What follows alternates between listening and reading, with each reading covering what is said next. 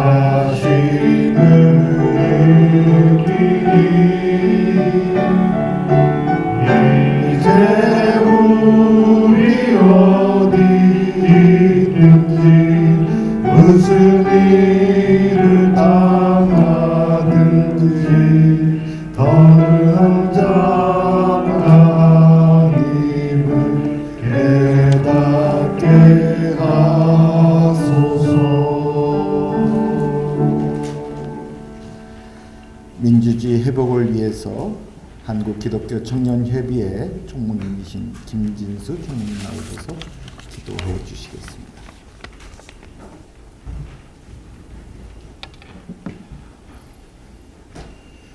기도하겠습니다. 우리는 공의를 기다립니다. 사람이라면 마땅히 보장되어야 하는 권리, 그 권리를 박탈당한 이들 곁에 서서 우리는 하나님의 공의를 기다립니다. 모든 노동자들은 헌법에 따른 어엿한 권리를 보장받아야 하는 법인데 그 어떤 노동자도 일터에서 목숨을 잃는 일이 없어야 하는 법인데 그 어떤 소수자들의 인권도 나중에, 다음에, 너는 덜 중요하다며 밀려나는 일이 없어야 하는 법인데 주여, 이 나라에서는 놀랍고도 끔찍스러운 일이 일어나고 있으니 참된 공의를 기다리기만 할 수 없던 우리는 다시 한번 이 자리에 모였습니다. 우리는 진실을 기다립니다. 뒤틀리고 지워지고 은폐되고 왜곡되어 점점 밀려나는 이들 곁에 서서 우리는 하나님의 진실을 기다립니다.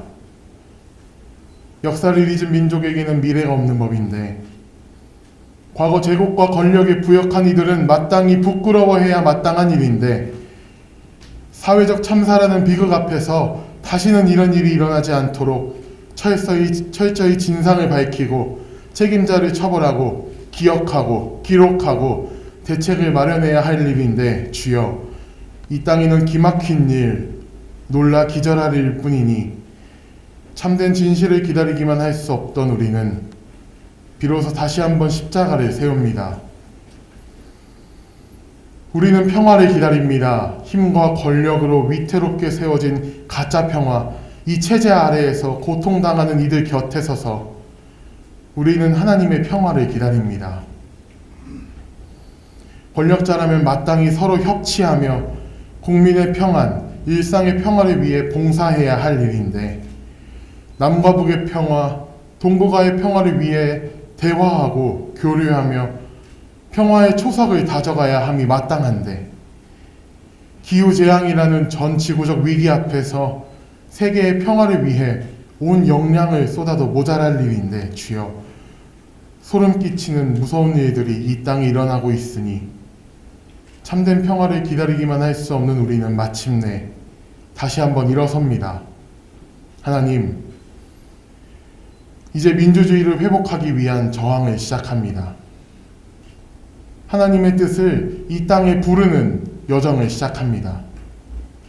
정의의 하나님, 평화의 하나님, 생명의 하나님, 그 나라를 오게 하여 주시며 그 뜻을 하늘에서 이루심 같이 땅에서도 이루어 주십시오. 예수 그리스도의 이름으로 기도드렸습니다. 아멘.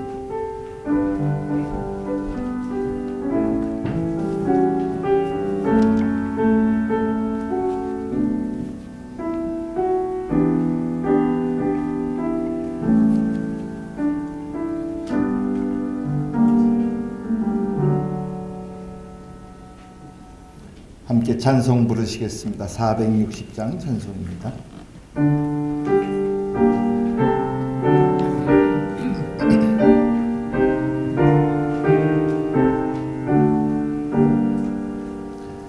뜻없이 무릎 꿇는 그 복종 아니오 운명에 맡겨 사는 그 생활 아니라 우리의 믿음 지소사 독수리 날듯이 주 뜻이 이루어지라 외치며 사나니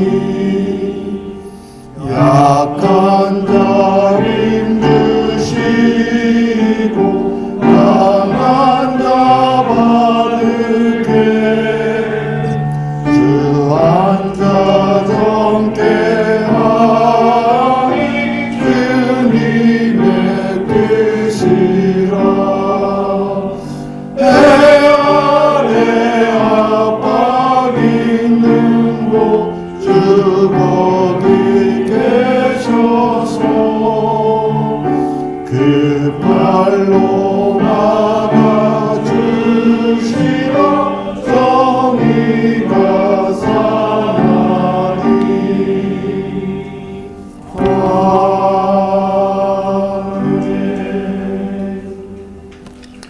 이 시간은 네 분의 증언을 듣는 시간입니다.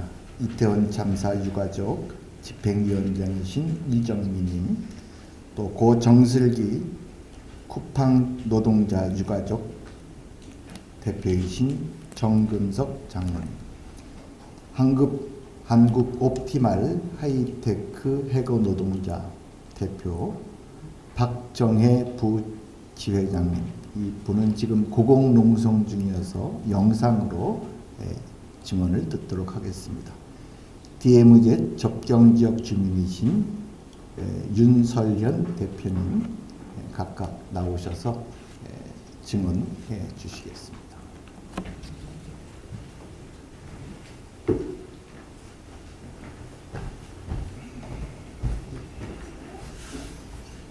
네, 안녕하십니까. 저는 19 이태원 참사 유가족 협의회 운영위원장을 맡고 있는 이정민이라고 합니다. 사실 지금 10월달 저희가 이제 10월 29일 날 우리 아이를 잃은 달이기도 해서 10월 추모제 준비 때문에 많이 바쁘기도 합니다. 그러니까 굉장히 많은 분들께 이제 이태원 참사를 기억해 달라는 호소도 하고, 그렇게 또 많이 연대하신 분들과 함께 또 감사의 표현도 하고, 이렇게 하면서 10월달에 굉장히 지금 바쁘게 준비를 하고 있습니다. 오늘 제가 말씀드리고 싶은 것은 그동안 윤석열 대통령이 계속 이야기했던 공정과 상식에 대해서 한번 이야기를 해보고자 합니다. 이태원 참사가 처음 일어나고 이 정부가 이 참사에 대해서 지우기를 하려고 무진장 노력을 많이 했습니다. 참사의 기억을 지워야만 정부의 책임이 없어지니까요. 그렇게 많이 했었는데 그게 이번에 확실하게 드러났던 부분이 이번 임재 전 용산경찰서장과 박형 용산구청장에 대한 선고 판결을 보면서 저희가 더 확실하게 느꼈습니다. 이 나라의 공정과 상식은 없구나라는 걸 저희가 많이 느꼈습니다. 애시당초부터 저희가 이 재판을 시작할 때부터 굉장히 우려를 많이 했었습니다. 왜냐하면 너무나 부실한 수사에 그리고 검찰이 적극적으로 죄를 묻고자 하는 그런 행위가 없었습니다. 이 재판은 검찰이 적극적으로 하지 않으면 검찰이 피해자를 대리해서 피해자에게 죄를 묻는 적극적인 역할을 해줘야만 그 죄가 드러날 수 있는데 검찰은 아예 그전부터 그렇게 할 의사가 의지가 없었던 겁니다. 그래서 그 재판 과정을 보면서도 정말 우리가 너무 답답하고 힘들었었습니다. 재판부에 우리가 직접 피해자가 가서 호소도 하기도 하고 이런 부분에 있어서 이 피해자들이 절대 그냥 이렇게 되면 사회의 정의가 무너진다는 이야기를 수도 없이 많이 했었고요. 그런데 재판부가 마지막 선고할 때 재판장이 했던 이야기가 수차례 이 증거에 대한 것들을 보완해서 제출하라고 했는데 검찰은 안 했다는 거죠. 그래서 어떤 또렷한 증거 자료가 없이 죄를 물을 수는 없는 거죠. 그래서 무죄가 선고되었던 겁니다. 그런데 검찰은 무려 징역 7년을 구형을 했습니다. 그 징역 7년을 구형한 법리와 재판부에서 무죄를 선고한 법리의 간극은 너무나 큽니다. 그러면 과연 검찰은 어떤 법리적인 해석을 가지고 징역 7년을 구형을 했을까에 대한 답이 없는 겁니다. 그 부분은 너무나 모두가 이해할 수 없고 판단할 수가 없는 그런 엄청난 간극이었던 것입니다. 저희도 사실은 많은 형량이 나올 것이라 예상은 안 했지만 너무 충격적이었습니다. 그리고 그 이태원 참사가 일어난 용산구 이태원의 지자체를 관할하고 있는 지자체장과 용산구청의 직원들이 모두 무죄를 받았습니다. 용산구청은 죄가 없다였습니다. 너무나 공정과 상식에 어긋난 그런 재판 결과였다라고 저희는 생각을 했고요. 저희는 굉장히 염려스러운 게 이런 재판의 결과가 과연 어떤 메시지를 던져줄까, 이 사회에 어떤 이야기를 던져주고 많은 공직사회에 있는 사람들은 어떻게 받아들일까를 고민을 해봤었습니다. 근데 결론은 간단합니다. 아무 일도 하지 않으면 아무 일도 일어나지 않는다 했습니다. 일을 한 사람은 처벌을 받고 아무 일도 하지 않은 사람들은 아무런 처벌을 받지 않는다 했습니다. 그게 이 재판에서 보여준 결과였습니다. 그네들은 끊임없이 이야기를 하고 재판부에 호소했던 게 우리는 아무것도 하지 않았다 했습니다. 그렇게 아무것도 하지 않았다는 게 법적으로는 처벌할 방법이 없다고 이야기를 하더라고요. 난 이게 참 이해가 안 되더라고요. 그래서 굉장히 많이 분노를 했었고 이런 결과를 어떻게 납득을 하고 받아들여야 될까? 그래서 용산경찰서에 근무하는 직원들은 용산경찰서 경찰관들은 굉장히 분노했었습니다. 왜 우리한테만 책임을 묻냐? 우리는 그러니까 일을 하려고 한 사람들은 전혀 다 처벌을 받고 일을 하지 않는 사람들은 처벌을 받지 않는 이런 불평등한 게 말이 되느냐라고 호소를 많이 했었습니다. 용산경찰서에서 그 간부들이 재판청에서 정언을 했던 핵심이 뭐냐면 자기네들은 아무런 준비가 되어 있지 않는데 대통령실이 용산으로 오는 바람에 그 경호 역할을 하는 게 너무 힘들었다고 정언을 했습니다. 기존의 자기 업무량보다 1.5배가 늘었다고 하소연을 했었습니다. 그 결과는 뭐냐면 청와대에서 용산경찰서로 집무실이 이전하는 과정이 너무 졸속이었다는 거죠. 만약에 충분히 이 대통령실이 이전하는 것에서 가장 큰 핵심의 중심은 경호 업무입니다. 경호 업무가 무엇보다도 중요한 거기 때문에 그 경호 업무를 어떻게 해야 될까에 대한 것들은 고민이 있어야 되고 충분한 준비와 그런 어떤 행위들을 했어야만 이런 결과가 안 생길 수 있었습니다. 근데 용산경찰서에서 이야기는 인력도 너무나 부족했고 준비도 안 돼 있었고 그런 증언들을 계속 했었습니다. 왜냐하면 청와대에 있을 때는 그 경호의 담당을 종로경찰서가 했었습니다. 수십 오랜 기간 동안 청와대에 머무는 동안 종로경찰서는 경호를 할 수 있는 인력과 준비가 완벽히 되어 있는 서였습니다. 그래서 어떠한 경우도 뭐 문제가 없었죠. 그런데 거꾸로 또 이런 이야기를 합니다. 그러면 대통령실 앞에서 집회를 한 사람들이 문제가 있는 거 아니냐? 집회를 안 했으면 이런 참사가 벌어지지 않았지 않겠느냐라고 이야기하는 사람들이 있습니다. 그러면 그런 집회가 없으면 민주주의 국가가 아닙니다. 돌이켜보면 진보 진영이 정권을 잡든 보수 진영이 정권을 잡든 항상 집회는 있었습니다. 그거는 변명이 될 수가 없는 거죠. 대통령 경호는 어떤 경우라도 완벽하게 준비가 되어져야 되고 완벽하게 훈련이 되어 있어야 됩니다. 어떤 상황이든. 그래서 그 부분은 전혀 이야기거리가 되지 않고 핑계거리가 되지 않는 부분입니다. 그럼에도 불구하고 대통령실의 많은 인력들을 그날 경호 하물며 사저 같은 경우는 입주도 안 했었어요. 전혀 대통령실 내외가 그 당시에 입주도 안 한 빈집이었습니다. 그런데도 그 빈집에 3개 중대가 가서 지키고 있었어요. 너무나 정말 말도 안 되는 그런 집들을 엄청나게 했었는데 그래서 돌이켜보면 모든 그 당시에 그 경찰 경력이나 위에 상급자들, 경찰 책임자들이 또는 용산구청 책임자들은 그저 대통령에게 잘 보이기 위해서 모든 집중을 거기다 다 했다는 겁니다.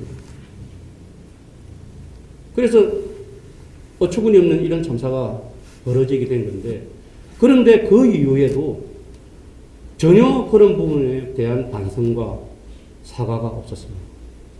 저는 핵심적으로 윤석열 대통령은 공감 능력이 제로입니다. 공감 능력이 전혀 없는 사람입니다. 여러분들 돌이켜보면 아시겠지만 윤석열 대통령이 집권한 이후에 많은 사회적 약자들이 많이 생겨났었습니다. 계속 힘들게 약간 참사가 많이 벌어졌죠. 오송 참사도 있었고 아리셀 화재 사건도 있었고 최해병 사건도 있었고 여러 가지 이렇게 안타까운 일들이 많이 생겼었습니다. 그런데 대통령은 그 어디에도 단 한 군데도 가서 위로의 메시지를 던진 적이 없습니다. 그 어느 한 곳에 유가족들을 만나서 따뜻하게 손을 잡아준 적이 없습니다. 저는 이런 역대 대한민국에 이런 대통령 처음 봤습니다. 철저하게 무시해버리고 대통령으로서의 역할을 저는 다하지 않았다고 생각합니다. 대통령은 그런 부분에 대한 세세한 것을 돌보는 자리가 아니라 국민을 포용하고 포괄하고 국민들을 위로하는 자리여야 한다고 저는 생각을 합니다. 나머지 정치, 경제 모든 것들은 밑에 참모들이 잘 해나가면 됩니다. 그런 역할을 전혀 제대로 못한 그런 부분들에 대해서 굉장히 분노하고 저희들은 앞으로도 이 정부의 잘못된 부분을 끊임없이 지적하고 싸워나갈 그런 생각을 하고 있습니다. 많은 지지와 연대를 부탁드립니다. 감사합니다.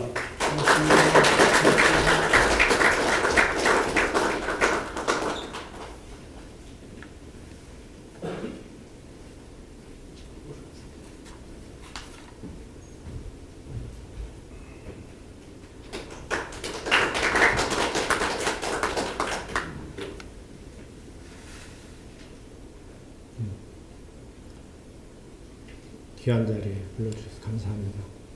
저는 크리스천입니다.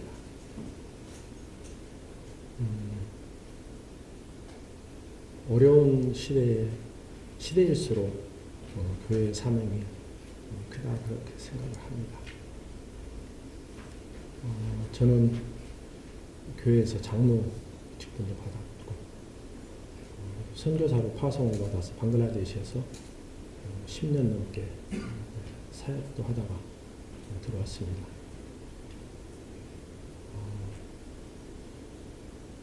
방금 정하셨지만 저희 교회 어떤 권사님이 아주 아끼는 유손자가 뜻하지 않게 이태원 참사에 희생당했습니다. 그런데 이 권사님이 그 후에 가슴에 한이 맺혔는데 교회에서 말을 못하는 거예요. 아니 왜 거기에 갔어?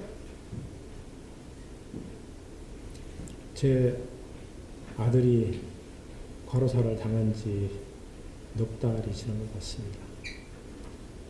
제 며느리가 한 교회에서 15년 넘게 그 오류간 반주를 하고 있습니다. 그런데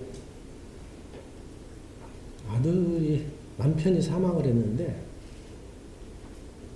그 반주하는 일을 장례 치르는 주일을 딱 한 주 빼고 계속 반주를 시켰다는 거예요.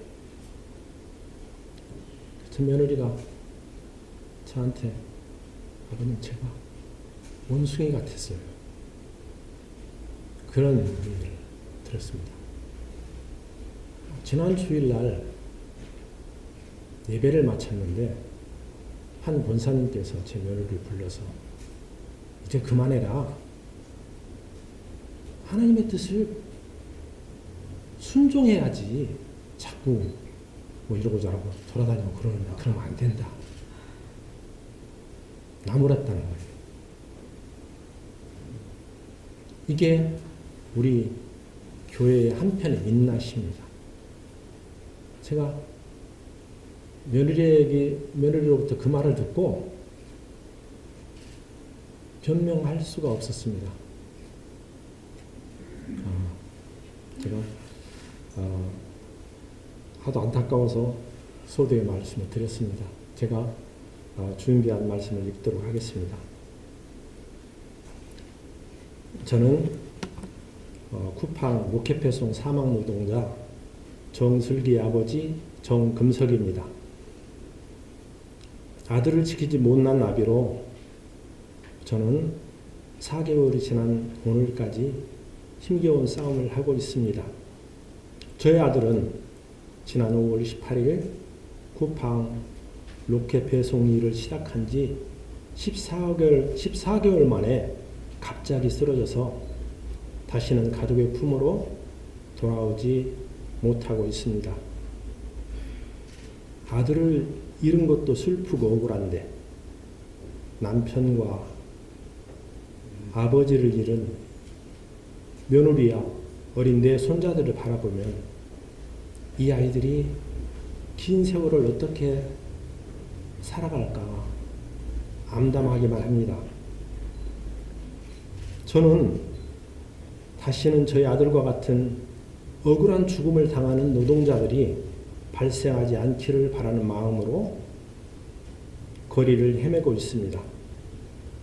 그러나 쿠팡은 자기들과는 상관없는 일이라며 책임을 회피하고 있습니다.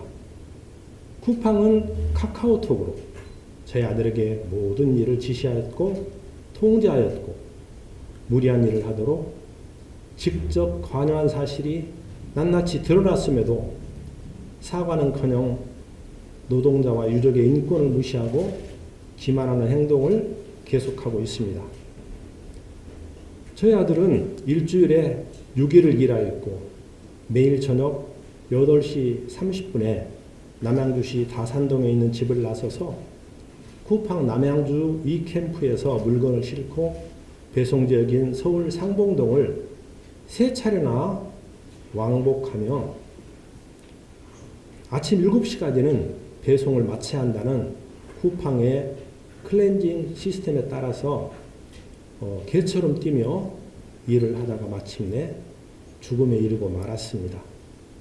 21세기 선진국이라는 대한민국에서 지속되는 심야 노동을 강요하여 노동자를 죽음으로 내모는 일은 중단되어야 합니다.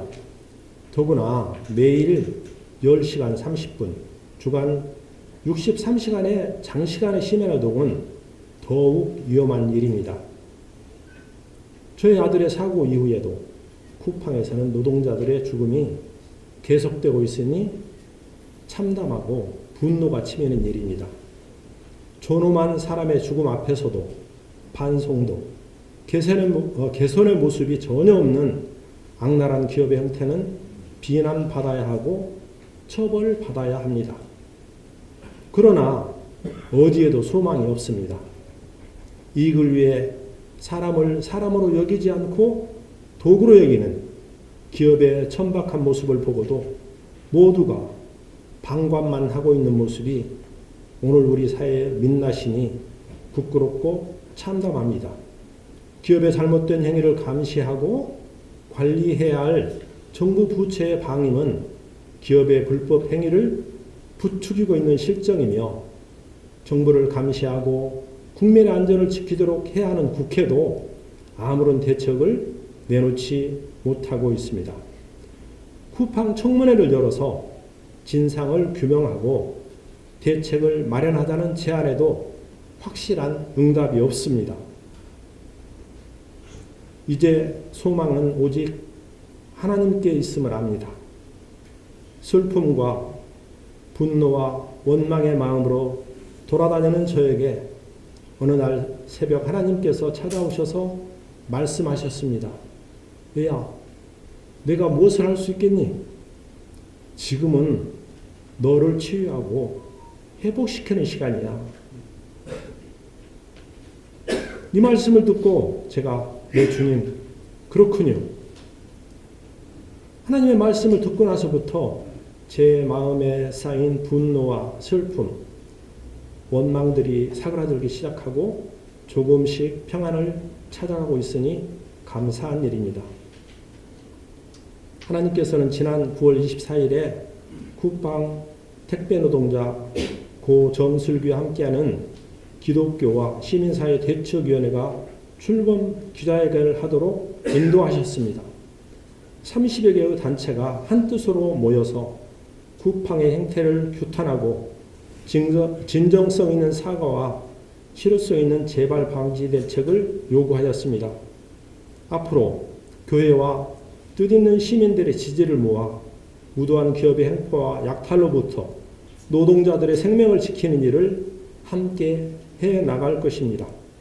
야만적인 기업의 횡포와 약탈로부터 힘없는 노동자들을 보호하기 위해서는 구조적인 문제가 해결돼야 합니다. 노동자들이 노동자로서 권리를 보장받을 수 있는 법 체계를 만들어야 합니다. 그리하여 노동자들이 안전하게 일하고 가족들과 함께 살아갈 수 있는 성숙한 사회가 만들어가야 합니다. 대책위에서는 많은 여러 기독교 시민사회 단체들과 연대해서 생명 살리는 일을 지속적으로 추진할 것입니다. 오늘 시국회의 발족 기대에 오신 모든 분들의 기도와 지지가 필요합니다. 대책위가 힘을 내서 귀한 사역을 잘 감당하도록 함께 해주시기를 간곡히 부탁드립니다. 감사합니다.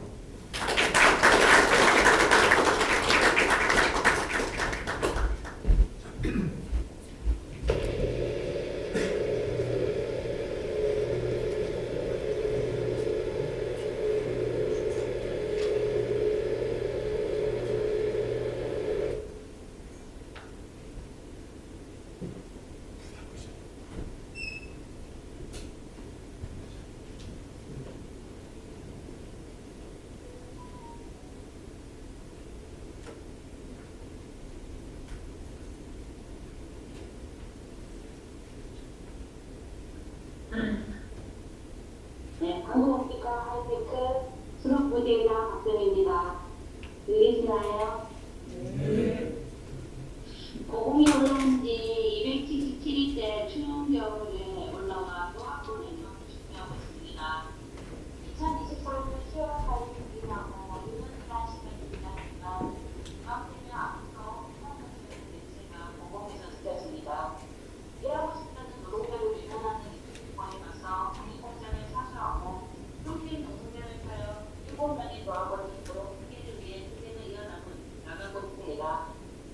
어떤 사건을 고용 책임은 절대 없다. 한국 법대로 진행하면 된다는 말로 노동자를 매달하고 있습니다. 힘든 싸움이지만 저희는 저희가 할 수 있는 일을 생각하면서 싸울 것입니다. 10월 25일 법대관계를 진행하려고 합니다.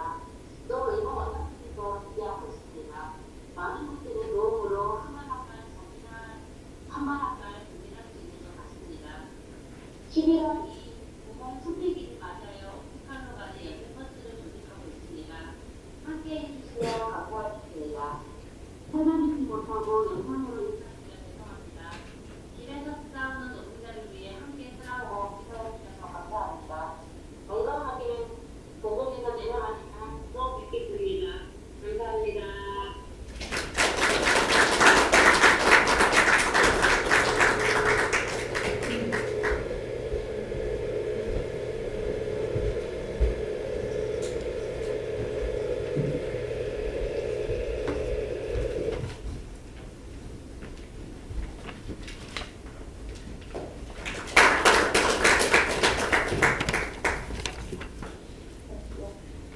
네, 인사부터 드리겠습니다. 저는 경기도 파주의 통일대교 앞에 마을에서 DMZ 스타일이라는 민박집을 운영하고 있는 윤설현이라고 합니다.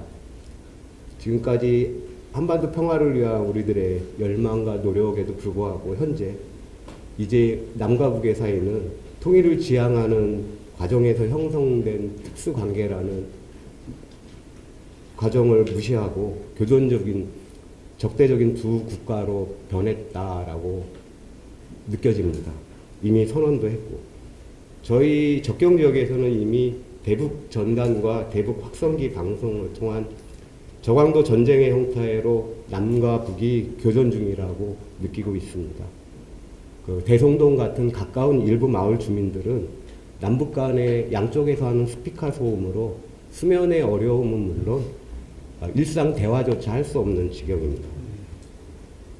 특히 2018년 남북 정상회담 이후 상호 왕래와 교류를 희망찾던 저희 적경 지역 주민들은 현재 전쟁의 공포가 점점 커져가는 절망과 불안정성이 심화되는 지역이 되어가고 있습니다. 제가 50년 넘게 그쪽 지역에 살면서 전쟁의 위기를 이렇게 심각하게 느낀 건 올 2004년이 처음입니다. 제가 초등학교 때 1976년 판문점 미루나무 사건 때는 같은 마을에 살던 군인 가족들이 피난 준비를 하는 것을 보았습니다. 진짜 전쟁이 난다고 했고 그 뒤 마을마다 집집마다 미숫가루를 만들었던 기억도 있었고요. 이후에는 1983년에 미국이 기순 때라든가 특히 1994년 영변 핵시설 공격 논의 때는 시골에서도 라면을 사야 되는 거 아니냐라는 이야기가 나왔을 정도였고요. 그러나 지금까지 그런 이야기들은 남북한 간의 전면전에 대한 이야기였습니다. 정세는 변화하며 국지전에 대한 이야기가 나오면서 오히려 더 불안감이 커졌습니다. 실제로 2014년에 임진각에서 탈북 단체들이 대규모 삐라 선전전을 하고 북한은 이를 원점 사격하겠다고 선언한 적이 있습니다. 당시 임진각은 이틀간 출입이 통제되었고 다행히 북한은 이후에 연천 지역에서 날아오는 전단에 고사포를 발사하고 교전이 이루어진 적이 있었습니다. 그 이후 지역의 마을들은 마을에 방공호와 대피소를 마련하였고 주민들은 점점 더 국지전에 대한 우려를 크게 느꼈습니다. 오늘자 언론에서 보니까 한반도 전쟁 위험은 1950년 이후 그 어느 때보다 더 위험하고 불안정하다라는 외신의 기사가 인용됐었습니다. 실제로 연초에도 외신에 의하면은 복잡한 상황 통제 불능 상태로 치닫는 걸 막을 수 있는 가드레일은 거의 없다. 우발적 충돌이 국지전, 전면전, 핵사용으로까지 확산될 수 있다는 지적이며 안타까운 점은 상황을 막을 수 있는 가드레일이 거의 없다는 점이다 등의 위험한 외국 연구자들의 분석이 있었습니다. 전면전이든 국지전이든 전쟁은 많은 생명의 희생을 초래합니다.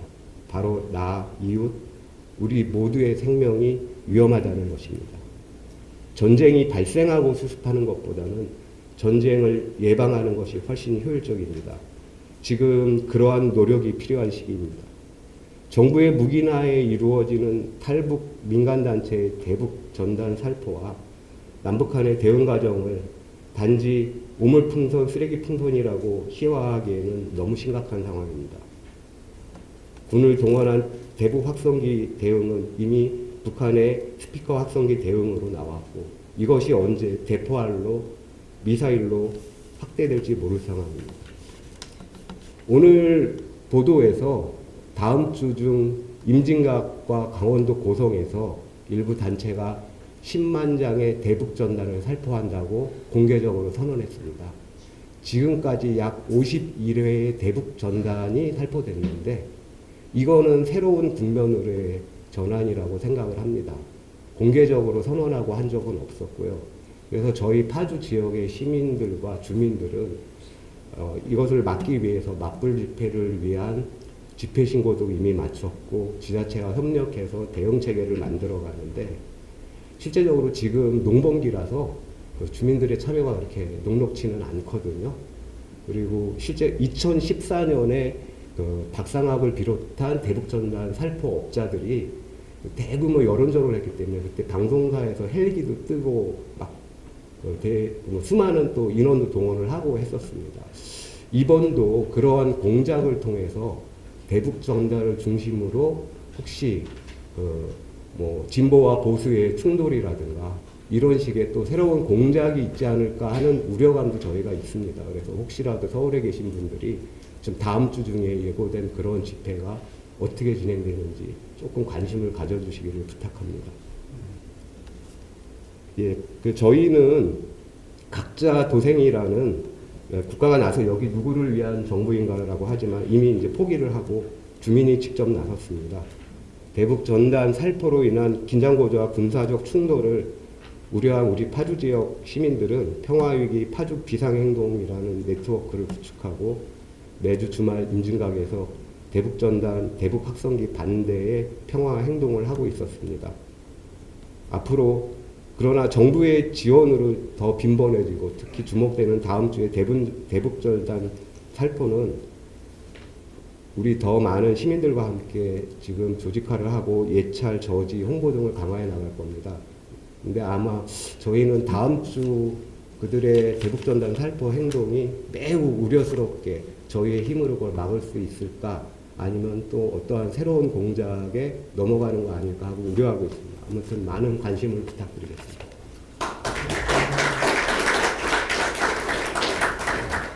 네 분의 증언 감사드리고요. 이분들의 아픔을 우리 가슴으로 함께 생각하면서 찬송 96장 같이 읽으시겠습니다.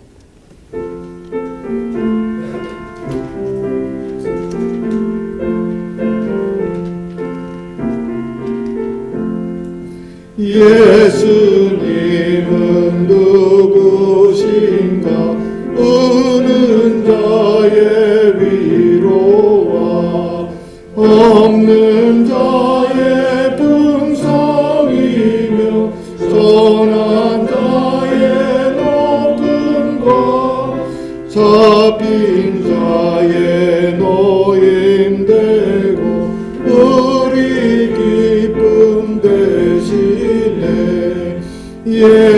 예수님은 누구신가 약한 자의 강함과 눈먼 자의 빛이시며 병든 자의 고침과 죽은 자의 부활되고 우리 생명 대신에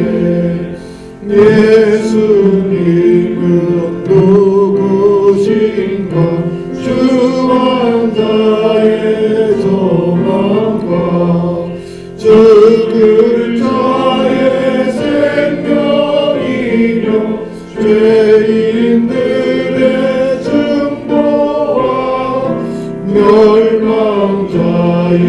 구원되고 우리 평화 주가 되시네. 예수님은 누구신가?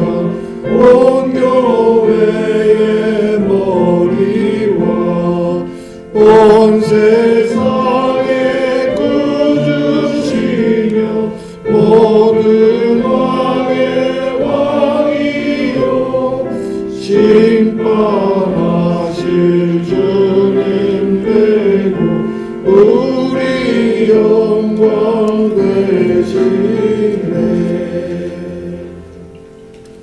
함께 묵상할 성경 말씀 시편 5편 1절에서 10절에 있는 말씀입니다. 주님, 나의 기도에 귀를 기울여 주십시오. 나의 신음소리를 들어주십시오. 나의 탄식소리를 귀담아 들어주십시오. 나의 임금님, 나의 하나님, 내가 주님께 기도드립니다. 주님, 새벽에 드리는 나의 기도를 들어주십시오. 새벽에 내가 주님께 나의 사정을 아뢰고 주님의 뜻을 기다리겠습니다.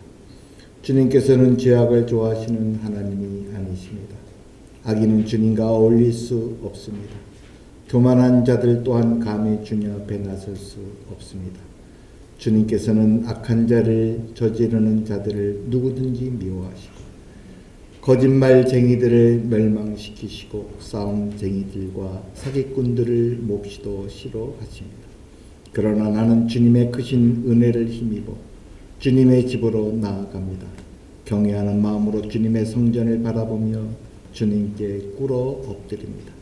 주님, 나를 대적하는 원수를 보시고 주님의 공의로 나를 인도하여 주십시오. 내 앞에서 주님의 길을 환히 열어 주십시오.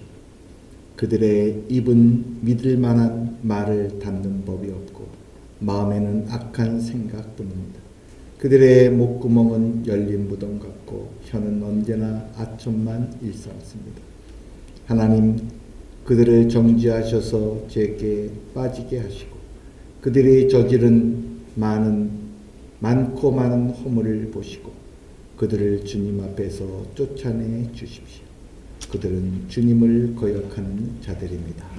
이는 오늘의 말씀입니다.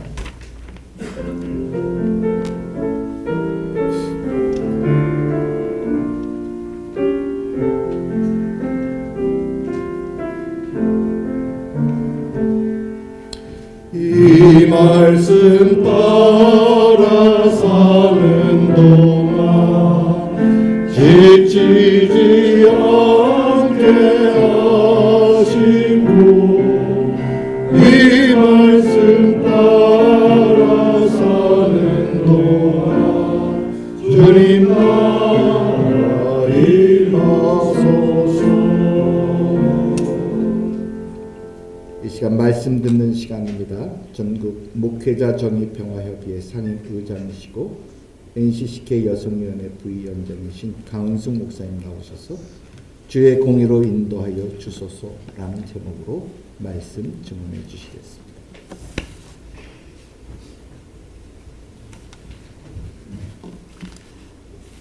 무더위가 한창이던 2016년 7월 27일 바로 이곳 조회홀에서 NCCK 비상시국 대책회의를 발족했었습니다. 그리고 8년 2개월이 지난 오늘 우리는 또다시 NCCK 시국회의를 발족할 수밖에 없는 참담한 현실을 마주하고 있습니다. 윤석열 정권이 2년 반이 지나는 동안 대한민국의 뿌리가 흔들리는 것을 우리는 목도하고 있습니다. 대통령의 권력 남용으로 나라의 기강이 무너지고 있습니다. 대한민국의 역사가 친일 역사로 변조되고 있습니다. 뉴라이트 인사들을 요직에 임명하여 인권을 퇴보시키고 언론을 통제하고 있습니다.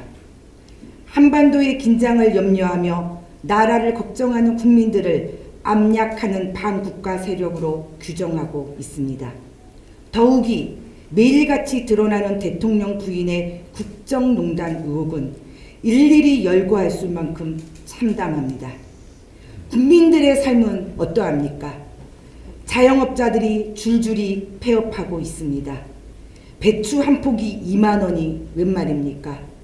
응급실 뺑뺑이 끝에 치료도 받지 못하고 죽음을 맞이하는 일은 또 무슨 일입니까?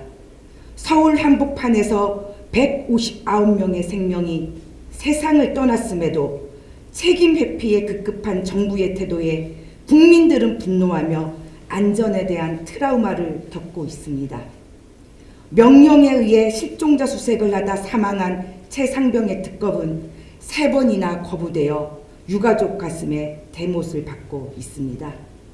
열악한 노동 환경 속에 노동자들이 죽어나가고 있지만 이에 대한 대책은 미약하기 그지 없습니다. 죽지 못해 산다는 목매인 어느 시민의 목소리가 귀에 쟁쟁합니다. 이것이 대한민국에서 벌어지고 있는 우리 국민들의 실상입니다. 이렇게 국민들의 탄식과 신음, 분노와 통곡 소리가 하늘을 찌르고 있음에도 윤석열 정권은 자신과 자신의 부인, 신복들의 비리를 비호하고 자신의 권력을 공고히 하는 데만 몰두하고 있습니다. 통탄의 소리가 절로 나오는 현실입니다. 우리는 이 통탄의 소리가 멈출 수 있는 길이 하나님께 있음을 알고 오늘의 말씀을 나누고자 합니다. 우리가 읽은 시편 5편의 말씀은 4단락으로 구분할 수 있습니다. 먼저 1절에서 3절의 말씀입니다. 시편 5편의 시작은 신음소리, 탄식의 소리를 들려달라는 하소연으로 시작하고 있습니다. 주님, 나의 기도를 귀를 기울여 주십시오. 나의 신음소리를 들어주십시오. 나의 탄식소리를 귀담아 들어주십시오. 나의 임금님, 나의 하나님, 내가 주님께 기도드립니다. 주님, 새벽에 드리는 나의 기도를 들어주십시오. 새벽에 내가 주님께 나의 사정을 아뢰고 주님의 뜻을 기다리겠습니다. 윤석열 정권의 검찰 독재와 부인 김건희의 국정농단으로 민주주의 회복을 위해 지난하게 맞서왔던 시간들이 무너지고 있는 현실 앞에서 우리의 참담한 심정을 토로하고 하소연할 곳은 하나님밖에 없습니다. 주님께 우리의 사정을, 참담한 현실을 아뢰려 우리는 오늘 모였습니다. NCCK 시국회의를 발족하며 드리는 우리의 첫 기도회가 하나님의 뜻을 기다리며 하나님의 뜻이 땅에서도 이루어지기를 간구하는 시간이 되리라 믿습니다. 4절부터 6절까지의 말씀은 하나님의 공의를 거역하는 악행들을 나열하고 있습니다. 주님께서는 죄악을 좋아하시는 하느님이 아니십니다. 악인은 주님과 어울릴 수 없습니다. 교만한 자들 또한 감히 주 앞에 나설 수 없습니다. 주님께서는 악한 일을 저지르는 자들을 누구든지 미워하시고 거짓말쟁이들을 멸망시키시고 싸움쟁이들과 사기꾼들을 몹시도 싫어하십니다. 그렇습니다. 하나님은 공의의 하나님이십니다. 하나님은 악인을 싫어하십니다. 하나님은 교만한 자를 보시면 참지 못하시고 악한 짓 하는 자를 미워하시는 분이십니다. 거짓말하는 자를 멸하시고 싸움쟁이들과 사기치는 자를 아주 싫어하시는 분이십니다. 대한민국 최고의 권력자와 그 부인의 행위가 어떠합니까? 권력을 남용하는 거만이 가득합니다. 입만 열면 거짓말을 하며 사기를 칩니다. 모든 것들이 하나님의 공의를 거역하는 일들로 가득 차 있음을 시편의 말씀이 증거하고 있습니다. 또한 국민들도 이미 알고 있습니다. 지난주 발표된 윤석열 대통령의 국정수행 부정평가가 70.8%로 나타났다는 것이 그 방증입니다. 하나님께서는 횡포를 휘두르는 유대 권력자들을 향해 이렇게 말씀하셨습니다. 악한 궁리를 하는 자들은 권력을 쥐었다고 해서 날이 새자마자 음모대로 해치우는 자들이다. 하나님께서 권력자를 세우신 이유는 정의롭고 공평하게 백성을 다스리게 하기 위함이었습니다. 권력으로 사리사욕을 채우는 것은 하나님의 뜻이 아닙니다. 세 번째 단락인 7절과 8절의 말씀을 읽어보겠습니다. 먼저 7절의 말씀입니다. 그러나 나는 주님의 크신 은혜를 힘입어 주님의 집으로 나아갑니다. 경외하는 마음으로 주님의 성전을 바라보며 주님께 무릎을 꿇어 엎드립니다. 무릎을 꿇어 엎드린다는 말씀이 나옵니다. 무릎을 꿇다는 히브리어의 바라크입니다. 여기서 파생된 히브리적 의미가 복입니다. 즉 복을 주다라는 히브리적 의미 표현은 상대방을 무릎 꿇는 상태로 만들다라는 자세를 묘사하는 것입니다. 하나님의 복은 하나님으로부터 시작되는 것이 아니라 하나님 앞에 무릎을 꿇고 엎드리는 우리의 자세, 그 복을 받을 수 있는 마음의 자세에서부터 시작되는 것을 의미하는 것입니다. 오늘 NCCK 시국회의 발족 기도회에 함께 하신 여러분은 어떤 마음으로 이곳에 오셨습니까? 윤석열 정권에 의해 무너져가는 대한민국을 다시 세워야 한다는 마음을 가지고 오셨다면 하나님께서는 우리의 마음, 우리의 자세를 보시고 오늘의 발족 기도회를 통해 우리에게 하나님의 뜻을 보여주실 것이라 믿습니다. 이어지는 8절 말씀입니다. 주님, 나를 대적하는 원수를 보시고 주님의 공의로 나를 인도하여 주십시오.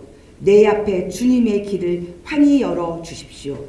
이 말씀은 내가 주님께 무릎 꿇어 엎드렸으니, 내가 주님의 뜻을 받을 준비가 되었으니 주님의 길을 내 앞에 열어주시고 주님의 의로운 길로 나를 인도하여 주십시오 하는 간구입니다. 악행하는 자들을 대적할 수 있도록 주님의 길을 열어주시면 주님께서 인도하시는 길을 따라 하나님의 공의를 실현하겠다는 결단의 기도입니다. 오늘 기도회를 통해 주의 공의로 나를 인도하여 주시기를 간구하고 주님의 길을 따르겠다고 결단의 기도를 드릴 때 하나님께서는 윤석열 정권의 폭정을 멈추고 부인 김건희의 국정농단이 낱낱이 드러날 수 있는 길을 우리에게 인도해 주시리라 믿습니다. 마지막 단락인 9절과 10절의 말씀입니다. 9절의 말씀은 악한 자들의 말은 모두 거짓말이라고 고발하고 있습니다. 제가 다시 한번 읽어보겠습니다. 그들의 입은 믿을 만한 말은 담그는 법이 없고 마음 안은 악한 생각뿐입니다. 그들의 목구멍은 열린 무덤 같고 혀는 언제나 아첨만 일삼습니다. 마음에 온통 악한 생각뿐이기에 무덤 같은 목구멍을 통해 나오는 모든 혀의 말들은 그럴듯한 변명과 아부하기에 급급한 거짓말만 한다는 것입니다. 시편 12편 2절과 미가 7장 32절의 말씀은 이렇게 기록하고 있습니다. 악한 자들은 입만 열면 남 속이는 말이요, 입술을 제게 놀려 간사한 말을 하고 속다르고 겉다른 엉큼한 생각뿐이다. 악한 일 하는 데는 이력난 사람들이다. 모두가 탐욕스러운 관리, 돈에 매수된 재판관, 사리사욕을 채우는 권력자뿐이다. 모두들 서로 공모한다. 이 말씀을 읽으면서 이태원 참사 청문회와 최상병 청문회, 방통위 청문회가 생각났습니다. 표정 하나 바꾸지 않고 거짓말을 하는 청문회 증인들을 보며 분노했던 시간들이 주마등처럼 스쳤습니다. 정말 악한 일을 하는 데는 이력난 증인들이었으며 서로를 위해 공모하는 자들이었습니다. 10절 말씀은 악인들에 대한 처벌을 하나님께 청하고 있습니다. 하나님, 그들을 정죄하셔서 죄께에 빠지게 하시고 그들이 저지른 많고 많은 허물을 보시고 그들을 주 앞에서 쫓아내 주십시오. 그들은 주님을 거역하는 자들입니다. 하나님께서는 거짓말만 일삼는 자들에게 벌하여 주시고 그들이 죄께에 걸려 넘어기를 기도하고 있습니다. 수없이 많은 죄를 지은 자들, 하나님을 거역하는 자들을 쫓아내어 달라고 하나님께 기도하고 있습니다. 윤석열 정권은 거짓말에 거짓말을 더하고 말바꾸기를 일삼으며 사악한 저울과 엉터리 처울줄을 가지고 권력을 남용하고 있습니다. 24번의 거부권을 행사하며 반민주 반헌법 행태를 자행하고 있습니다. 주가 조작부터 명품백 수수, 공천 개입, 선거 개입, 비선 라인까지 연일 새롭게 터지는 부인 김건희에 대해서는 모르는 일이다, 사실이 아니다로 일축하고 있습니다. 사실이 아니면 의혹으로 불거진 일들을 명명백백히 수사하여 사실이 아님을 밝히면 되는 일입니다. 그러나 모든 의혹을 가짜뉴스로 치부하며 모르쇠로 일관하고 청문회의 증인으로 나온 신복들은 거짓말과 말바꾸기 등으로 자신들의 범죄들을 감추기에 급급합니다. 하나님께서 대한민국 권력자들에게 이렇게 말씀하십니다. 거짓말만 하고 말끝마다 사기치는 것들아, 들어라. 이제부터 나는 너희를 치리라. 그런 죄를 보고 어찌 멸망시키지 않겠느냐고 미가 6장 12절에서 말씀하고 계십니다. 윤석열 정권의 멸망은 이미 시작되었습니다. 지난주 윤석열 대통령의 지지율은 25.8%로 국민 4명 중 3명이 윤석열 대통령이 잘못하고 있다고 평가하고 있기 때문입니다.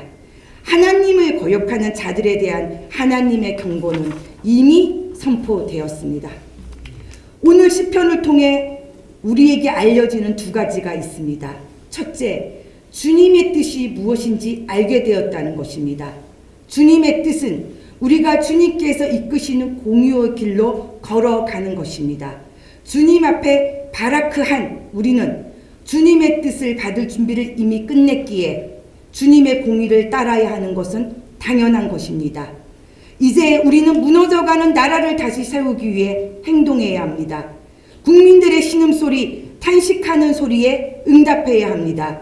그리고 그들의 위로가 되고 힘이 되어야 합니다. 정의를 지키며 의를 행하라는 하나님의 명령에 따라 우리는 하나님의 공의를 선포하고 기도하며 행동해야 합니다. 둘째, 주님께서는 거짓말을 하고 사기치는 자들을 반드시 망하게 하신다는 것입니다. 우리는 윤석열 정권을 퇴진하라 외치는 목소리에 응답하며 무너지는 대한민국을 세우기 위해 우리도 함께 외쳐야 합니다. 교만한 행위를 멈추지 않고 거짓에 거짓을 더하고 역사를 왜곡하고 언권과 국민의 권리를 억압하고 민주주의를 퇴행시키고 한반도의 긴장을 고조시키며 남북 갈등을 조장하고 부인 김건희의 국정농단을 비호하는 윤석열 정권을 향해 강하고 담대하게 외쳐야만 합니다. 윤석열 정권은 망할 것이다. 윤석열 정권은 망한다. 이것은 나훔 3장 1절, 하바국 2장 9절, 미가 6절 10장절은 이렇게 말씀하고 있습니다. 거짓말과 강포가 가득한 도성아, 너는 망한다. 부당이익을 탐내는 자야, 너는 망한다. 너희가 망하는 것은 너희가 지은 죄 때문이다. 윤석열 대통령에게 고합니다. 나라의 기강을 무너뜨리는 오만과 독선을 버리지 않으면, 친일 역사로의 변절을 중단하지 않으면, 민주주의와 인권의 퇴보, 언론 탄압을 중단하지 않으면, 한반도의 갈등 조장을 멈추지 않으면, 반국가 세력으로 규정한 국민들에게 사과하지 않으면, 부인 김건희의 특검을 수용하고 명명백기지 밝히지 않으면 윤석열 정권은 반드시 망합니다. 이것이 주님의 뜻이며 하나님의 공의입니다. 그날은 곧 다가올 것입니다. 공의로 우리를 인도하시는 하나님을 믿으며 그 뜻이 하늘에서 이루어진 것 같이 땅에서도 이루어지리라 믿습니다. 아멘.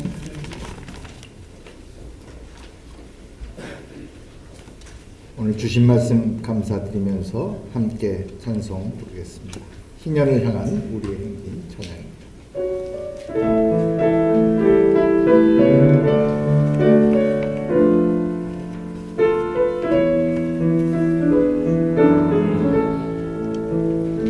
정의가 강물처럼 평화가 들들처럼 사랑이 횃불처럼 하나님 주신 생명 거두어 희년을 향해 앞대가는 길 주의 약속 굳게 믿으며 일곱 번 넘어져도 약속을 굳게 믿으며 눈물로 씨를 뿌리며 지나온 수많은 세월 보아라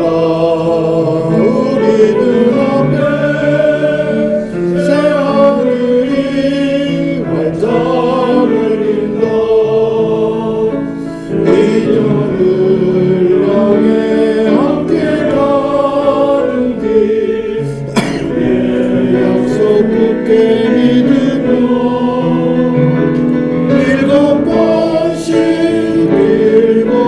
나눠줬고 약속을 굳게 믿으며.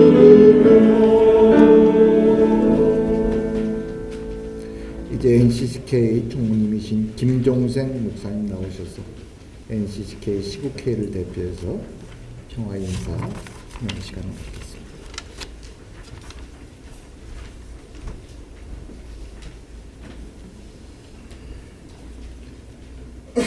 지난 3차 실행위원회 결의를 거쳐 이제 오늘 NCCK 시국회의가 발족합니다. 김상근 목사님을 비롯해 무거운 십자가를 짊어지고 앞장서 주시는 우리 시국회의의 여러 위원님들, 그리고 이 자리에 함께해 주시는 모든 분들께 감사의 인사를 올립니다. 특별히 주님의 평화가 함께해 주시기를 빕니다. 특별히 앞서서 증언해 주신 쿠팡 노동자 고 정슬기님의 아버지 우리 정금석 장로님, 이제 곧 2주기를 앞두고 있는 12구 이태원 참사 유가족협의회 이정민 집행위원장님, 매일매일 전쟁을 경험하며 살아가고 있는 접경지역 주민 윤설현님, 그리고 1년 가까이 고공농성을 진행 중인 한국 옵티컬 하이테크 고공농성 중이어서 이 자리에 함께할 수 없었던 우리 박정혜 부지회장님 감사합니다. NCCK가 시국회의를 발족하고 시국과 관련한 활동을 펼쳐갈 수밖에 없는 이유가 이분들의 증언 속에 다 담겨 있다고 생각이 됩니다. 어느 사회든 억울한 사람이 없을 수는 없을 겁니다. 중요한 것은 이들의 목소리에 귀 기울이고 더 이상 이런 일들이 반복되지 않도록 반성하고 점검하고 바꿔나가는 일들일 것입니다. 성경은 우는 자와 함께 울라고 명하고 있습니다. 이제 우리는 우는 자와 함께 울고 또 함께 웃고 싶습니다. 접경지역이라는 이름이 아니라 자신의 마을 이름으로 기억되고 전쟁의 위협 없이 살아갈 수 있는 세상, 노동자들이 일하다가 죽는 일 없이 보람찬 마음으로 귀가하고 사랑하는 이들과 함께 저녁을 누릴 수 있는 세상, 어느 누구도 사회적 참사로 인해 목숨을 잃지 않아도 되는 안전한 세상, 국민의 목소리가 적극적으로 반영되고 위정자들의 거짓과 실정이 결코 용납되지 않는 세상, 이런 세상을 만들어가기 위해 힘을 다해 기도하고 용기 있게 행동할 것입니다. 길이 보이지 않고 진리가 가려져 흔들릴 때 일찍이 요한은 주님이 길이라고, 주님이 빛이라고 고백하였습니다. 길 되시고 빛 되신 주님을 바라보며 이 나라와 교회의 갈 길을 모색해 보려 합니다. 홀로 10걸음을 내달리기보다 10사람이 한 걸음 함께 내딛는 마음으로 다양한 목소리에 귀 기울이며 이 일을 감당해 갈 때 공의의 하나님께서 함께 하시며 우리들을 의의 길로 인도해 주시리라 믿습니다. 저 역시 NCCK 총무로서 시국회의의 기도와 행동이 NCCK와 함께하는 모든 교단과 교회들에 잘 전달되고 녹아들 수 있도록 상호 간의 긴밀한 소통과 배려, 존중을 통해 이것이 우리 모두의 사역이 될 수 있도록 최선을 다하겠습니다. 감사합니다.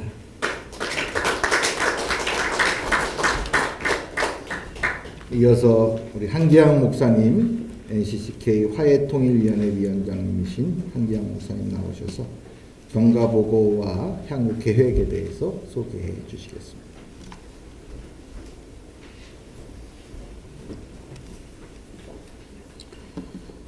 NCCK 시국회의 발족 취지와 경과보고 그리고 활동 계획에 대해서 간략하게 말씀드리겠습니다.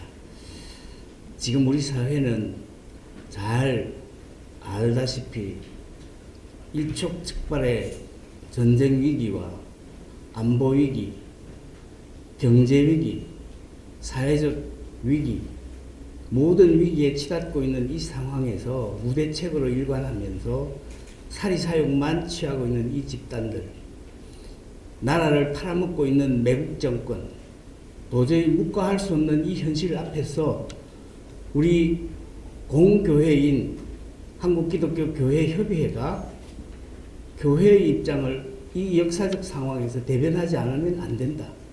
그런 심각한 인식 아래서 이 시국회의를 조직하게 되었습니다. 이런 상황인데도 불구하고 정치가 실종으로 그리고 우리의 민주주의와 평화가 위협받는 이 현실 속에서 비상시국을 선포해야 하고 또 특별히 이 땅에 고난받는 이들과 그리고 그들의 목소리를 귀를 기울이고 또 대변하고 그렇게 하기 위해서 민주주의 회복하고 진정한 평화를 실현하기 위한 활동으로 우리 NCC 시국회의가 발족된 기본적인 취지라고 할 수 있겠습니다. 경과보고를 보면 정의평화위원회와 우리 화해통일위원회가 결의해서 NCCK 실행위원회에다가 이 시국회의 구성을 제안했습니다. 결과 지난 7월 25일 제3차 실행위원회를 통해서 NCC 시국회의 조직을 결의하고 6개의 위원회, 즉 정의평화위원회, 화해통일위원회, 청년위원회, 여성위원회, 언론위원회, 생명문화위원회를 중심으로 시국회의를 구성하기로 했습니다. 물론 유사한 지금 사회 바깥으로 그리고 교계 안팎으로 시국회의가 다 조직되어 가고 있지만 공교회의 입장을 분명하게 대변하는 공교회 기관이 필요하다고 느꼈던 것입니다. 그리고 세 번째로 NCC 시국회의 1차 회의를 지난 9월 4일 개최하고 결의를 한 바 명칭을 NCCK 시국회의로 정하고 내부 조직을 상임대표로 우리 김상근 목사님을 이렇게 추대하고 또 서기로 강은숙 목사님을 선임했습니다. 앞으로의 활동 계획은 민주주의 회복을 위한 무엇보다도 기도운동이 교회가 펼쳐져야 되겠다. 그렇게 해서 매주 목요일마다 현 시국의 현안이 되고 있는 내용들을 가지고 공동 기도문을 발표하기로 했습니다. 그리고 이러한 시국회의를 때에 따라 함께 혹은 따로 이렇게 필요에 따라 전개해 나갈 것이고 또 중요한 시국이 되었을 때 시국 강연회와 토론회 이렇게 잡아 나갈 것입니다. 물론 여타 시민단체와 아주 공고한 연대로서 발을 맞춰갈 것을 약속하고요. 이어서 정부기관과 부처를 면담해서 이 상황들을 전달할 뿐만 아니라 권면해 나가기로 했습니다. 이상 앞으로 활동 계획에 대해서는 많은 위원들과 주변의 어르신들의 고견을 들어가면서 결정해 나가도록 하겠습니다.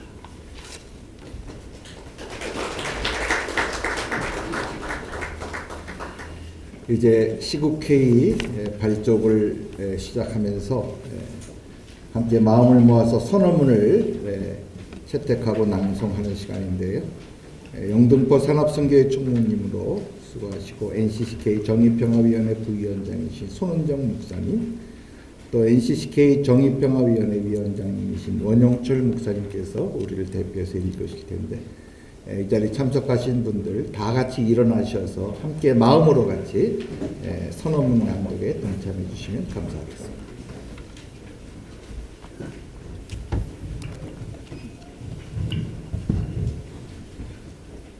NCCK 시국회의를 발족하며 누구를 위한 정부인가? 그 그 나라를 오게 하여 주시며 그 뜻을 하늘에서 이루심 같이 땅에서도 이루어 주십시오. 지금 우리는 공정과 정의를 빼앗긴 시대를 살아가고 있다. 친일파 명예회복을 주장하는 이를 독립기념관장에, 일제강점기 우리 국민이 일본 국적이었다고 주장하는 이를 고용노동부 장관에 임명하여 역사 정의를 짓밟았고 노동 3권을 보장한 헌법 정신을 유린했다. 뿐만 아니라 정부는 공안검사 출신으로 소수자 권리와 관련하여 보수적인 목소리를 내온 이를 국가인권위원장에 임명함으로 인권의식이 전무하다는 사실을 스스로 만천하에 드러냈다. 불합리하고 정의롭지 못한 인사참사가 이어지는 사이 시민들의 참담한 죽음이 계속되고 있지만 정부의 책임 있는 역할은 그 어디에서도 찾아볼 수 없다. 대화와 협의가 실종됐다. 노조법 2~3조, 민주유공자법 등 국회를 통과한 법안들이 대통령의 거부권 행사에 막혀 재표결을 반복하고 있다. 여당과 야당, 국회와 정부, 정부와 시민사회 간의 대화는 실종됐고 난제를 해결할 진정한 정치가 보이지 않는다. 정치적으로 다른 견해와 주장을 틀린 것으로 간주하고 일방통행을 강행하는 것은 민주주의 자체를 부정하는 일이며 독단과 독선에 기반한 독재로 나아가는 것이다. 민주주의의 심각한 위기이다. 대한민국은 안전하지 않다. 2022년 10월 29일 대한민국 수도 한복판에서 발생한 이태원 참사는 온 국민의 가슴에 깊은 트라우마를 남겼다. 159명의 시민들이 압사당하는 그 시간 정부는 존재하지 않았다. 질서를 유지하고 참사를 미연에 방지해야 할 책임도 상황을 조속히 수습하고 생명과 안전을 지키기 위한 최소한의 의무도 다하지 않았으며 심지어 목숨을 잃은 이들을 예를 갖춰 가족의 품으로 돌려보내는 그 일까지 어느 것 하나 제대로 이루어진 것이 없다. 아리셀 리튬 공장 화재 참사 등 연이은 중대재해로 인해 노동자들의 죽음이 이어지고 있지만 정부는 어떠한 대책도 내놓지 않은 채 손을 놓고 있다. 헌법이 정한 국가의 책무, 헌법 제34조 6항은 우리 사회 어디에서도 이행되지 않고 있다. 대한민국은 안전하지 않다. 한반도가 전쟁 위협으로 심각한 위기에 처해 있다. 이 땅 한반도에서 무분별한 대북전단 살포와 오물봉투 투하 등 상호 존중이 사라진 유치한 적대적 행위가 이어지고 있다. 이런 심리전은 이미 전투다. 남북대화는 끊긴 지 오래이며 한반도의 평화를 지키기 위한 최소한의 안정장치였던 남북 간 합의사항은 폐기되었다. 서로를 비난하는 의미 없는 대북, 대남 방송의 끔찍한 소음 때문에 접경 지역 주민들은 일상을 빼앗긴 채 이미 전쟁 같은 하루하루를 보내고 있다. 모두를 공멸로 몰아갈 전쟁의 위기 앞에서 정부는 뭘 하고 있는가? 전 지구적 기후위기 현실 속에서도 반생태적 길을 가고 있다. 기후위기는 전 세계적인 관심사이자 온 인류가 직면한 지상과제이다. 그런데 윤석열 정부는 기후위기에 대응하기 위한 의지와 방안을 전혀 갖고 있지 않다. 기존 원전에서 이미 여러 가지 심각한 문제가 노출되고 있음에도 단일 면적 대비 원전 최대 밀집국인 한국에 또다시 신규 원전 추가 건설을 추진 중이며 아무것도 확정되지 않은 체코 원전 수출을 대단한 업적인 양 자화자찬하고 있다. 한번 문제가 생기면 돌이킬 수 없는 재앙이 될 수밖에 없는 원전은 절대로 녹색 에너지일 수 없다.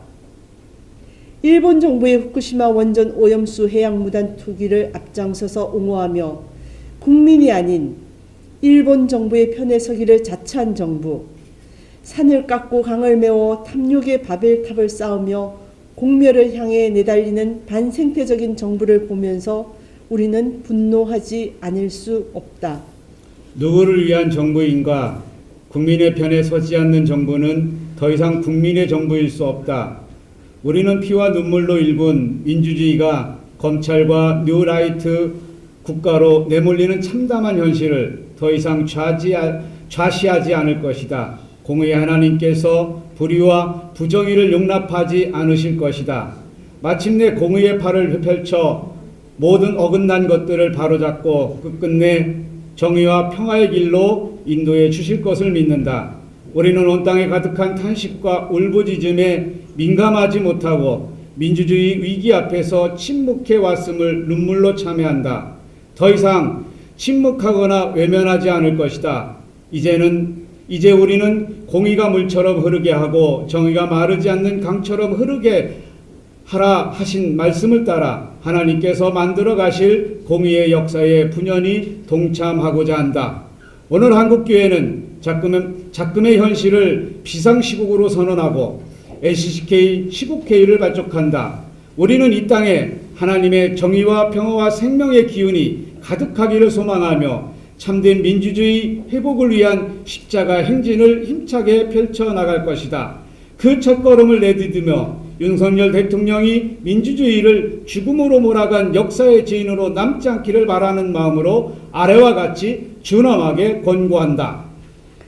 하나, 윤석열 정부는 오만과 독선을 버리고 정치하라. 대통령은 모든 이들이 머리 숙여야 할 절대 군주가 아니라 국민의 심부름꾼이다.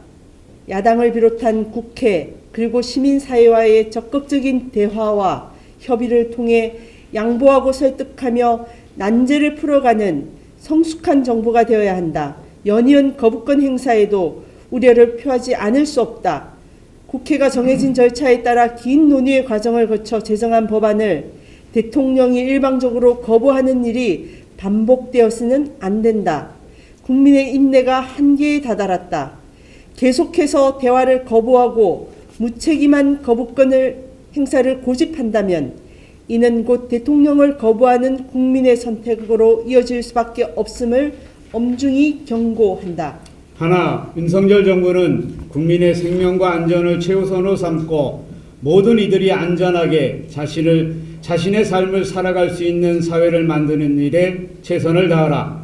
이태원 참사, 오송 지하차도 참사, 아리셀 참사 등과 같이 예측되었으나 예방하지 않아 벌어진 차회적 참사로 우리의 이웃을 잃은 참혹한 일이 반복되어서는 안 된다.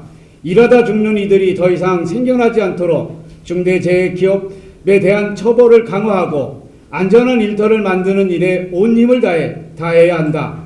대한민국 헌법 정신을 구현하기 위해 실체적인 노력을 기울이지 않는 정부는 더 이상 국민의 정부가 아니다. 하나, 윤석열 정부는 한반도의 갈등과 대립을 조장하는 모든 적대적 행위를 즉각 중단하고 진정한 평화의 길을 다양하게 전개하라. 정부는 민간단체의 대북전단 살포를 묵인 혹은 조장함으로써 남북 간의 갈등을 심화시키고 전쟁 위기를 고조시킨 일에 대해 책임을 져야 한다. 상대를 자극하고 비난하는 것으로는 대한민국의 정통성을 이으며 평화를 구현할 수 없다. 정부는 지금 즉시 그 모든 적대적 행위를 중단하고 진정한 평화의 길을 모색하는 데에 최선을 다하라. 끝나지 않을 것 같은 무더위가 어느새 선선한 바람에 밀려 수그러들듯이 영원할 것만 같은 권력도 하나님 앞에서 결국 소멸하고 말 것이며 하나님의 공의로 가득 찬 민주주의의 세봄은 도래하고야 말 것이다. 이제 NCCK 시국회의는 정의, 평화, 생명의 등불을 밝히는 교회로의 거듭남을 다짐하는 기도를 시작으로 매주 민주주의의 세봄을 부르는 기도운동을 펼쳐갈 것이다. 우리의 기도는 하나님의 공의를 염원하는 간절한 간구이며 하나님의 뜻을 가리는 불의한 권세를 넘어 평화와 생명의 길로 나아가겠다는 거룩한 다짐이자 결단이다. 모든 이들이 하나님의 형상으로 온전히 존중받는 하나님의 나라가 속히 오기를 기원하며 온몸으로 드리는 우리의 기도가 이 땅에서 온전히 이루어질 것을 믿는다. 그 나라를 오게 하여 주시며 그 뜻을 하늘에서 이루심 같이 땅에서도 이루어 주십시오. 2024년 10월 10일 NCCK 시국회의.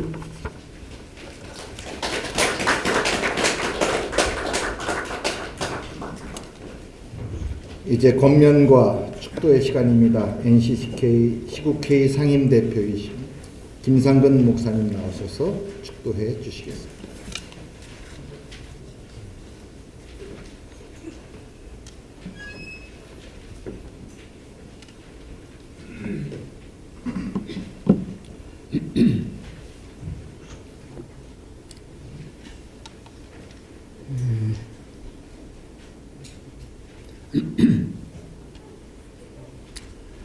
여러분 고맙습니다.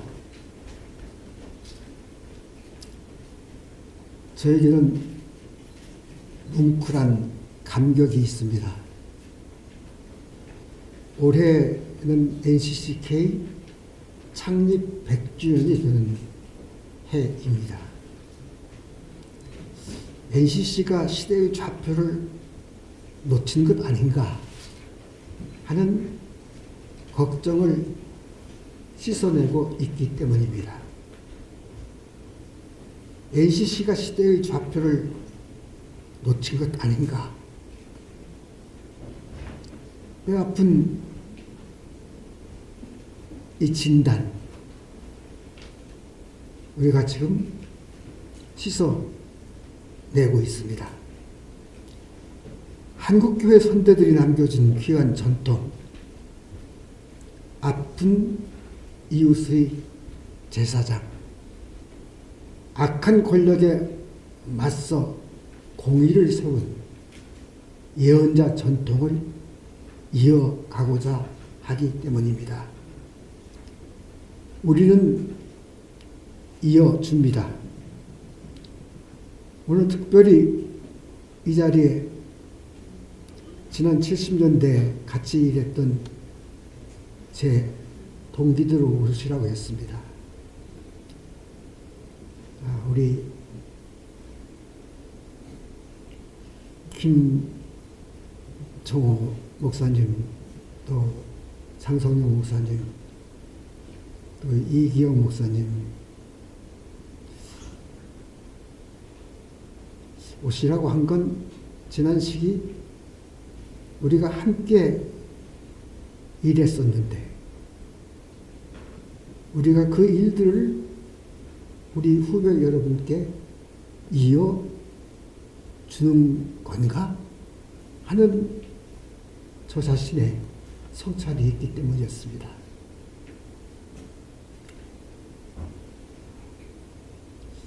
후배 여러분이 이어봤습니다. 감격하지 않을 수 없죠. 제가 은퇴한 지 어느새 20년이 됐습니다만은 20년 전에 은퇴한 사람이